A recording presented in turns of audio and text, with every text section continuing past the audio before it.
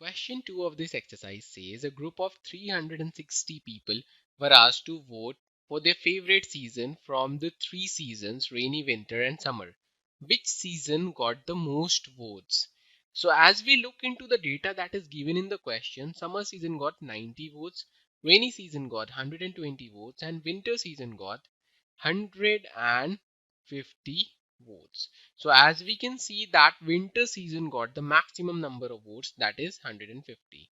Now let's have a look into the second part. In the second part it is given that find the central angle of each sector. So we can find central angle using this formula, value of the observation divided by total value multiplied by 360 degree. So let's start with summer season. So if we look into the number of votes, so it is 90 divided by the total number of votes, that is 360 multiplied by 360 degree, and on solving them we will get 90 degree.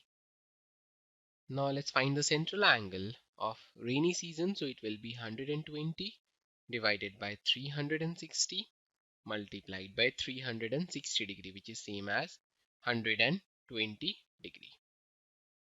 Now for winter season it will be 150 divided by 360 multiplied by 360 degree, which is same as 150 degree. Now we have got the central angle for each of the season. Now let's move on to the third part. It says draw a pie chart to show this information. So first of all we will draw a circle with center.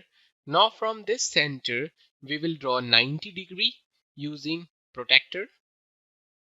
So like this we will draw for summer season, which is 90 degree. Now we will draw for rainy season, which is 120 degree. So if we draw 120 degree with this center, if we put our protractor like this and then we draw 120 degree, so it will be somewhere like this.